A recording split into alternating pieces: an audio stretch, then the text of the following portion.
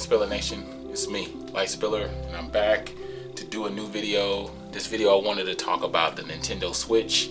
I wanted to wait for all the time to pass and everything because, you know, it was like the day that the Nintendo Switch came out, as far as the announcement and everything, it was like I went to YouTube and my whole subscription feed was filled with tons and tons of responses and video responses and comments. And so I was like, you know what, I'll just wait for the tide to roll by and then I'll tell you guys how I feel about it and everything. But I'm pretty excited about it. I have to say, Nintendo has always maintained to do one thing, or many things, but the big thing that they've always maintained to do is stay inventive. You know, the amount of creativity that goes into each of their consoles, if you look back from the Nintendo with the two buttons, or as far as the A button, the B button, select button, every time they came out with something, it was revolutionary. It brought forth something a little bit different.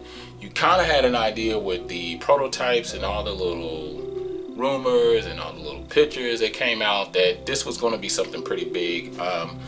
In my mind, I'm thinking it's going to be somewhere between about 300, 350 in that range.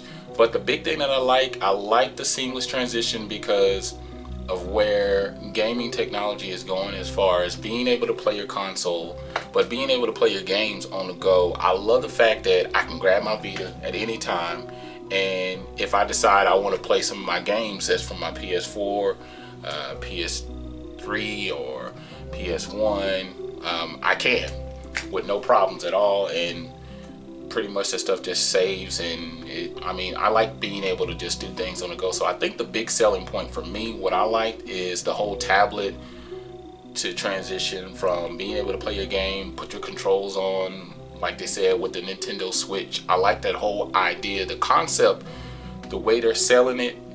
It seems to work. I'm just hoping that the fidelity and the imagery of how it looks from the TV screen will transition well to the actual tablet or the device that you'll be using on the go. Now, the controllers is one of the things that doesn't appeal to me, but I'm hoping somewhere along the lines they'll figure that out, like the little small controls, because I have big hands. So when I looked at that, I thought it was funny, but I did like some of the games. I'm hoping that they do get the proper third-party support that they need. I think that's going to be the big thing too, as well, to help this console sell tremendously better. Because in my eyes and in my opinion, I feel like Nintendo has to win the gamers back, whether it's the hardcore, whether it's the casual gamer. I feel like they got to win us back, because as you can see with the Nintendo Wii, I think they sold under 15 million consoles or something like that, somewhere between the 10, 15 million.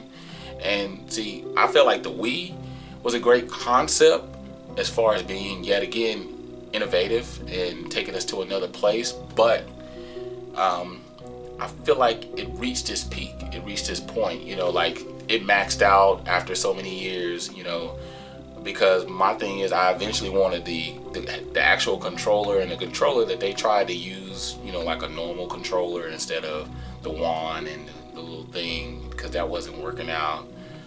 The game that always comes to my mind is Zelda Twilight Princess. It was a good game, but the concept with using that controller just didn't work out. But so my hope, my thoughts is that maybe they'll bring along some innovative ideas, some new ideas that will spark PlayStation or Sony and Microsoft to do some new things. Because remember, that's how we were able to get the Kinect, because of the Wii. That's how we got those little PlayStation things with the stupid glowing balls at the end. I hate those things. That's probably gonna be my big turn off for the VR. But anyway, just to stay focused at hand, those are my thoughts on the Nintendo Switch. I think it's a really great concept. I'm just wondering how the charging is going to work, how it's going to work fidelity wise. You know, will we lose resolution from 720 or 1080p? Will it go down when you're using a wireless device as far as on the go? What kind of games will they release besides these first party titles that they always release, the Marios, the Kirby, the Zelda, party and all that, racing games. Will they come up with new IPs, first party new IPs? I know they already talked about Splatoon and stuff like that, but yeah.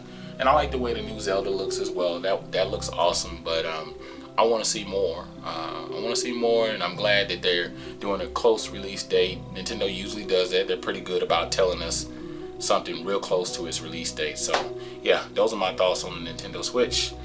Other than that, I'm Light Spiller. Make sure you like, comment, subscribe as always. I'm out. Because I've sold off games, like I said, it costs $100, close to $100, and I've gotten all kinds of mixed reviews about it. I feel like everything that is being distributed out of this gen is recycled. We got our remasters, we got our remakes, we got our remasters of our remasters.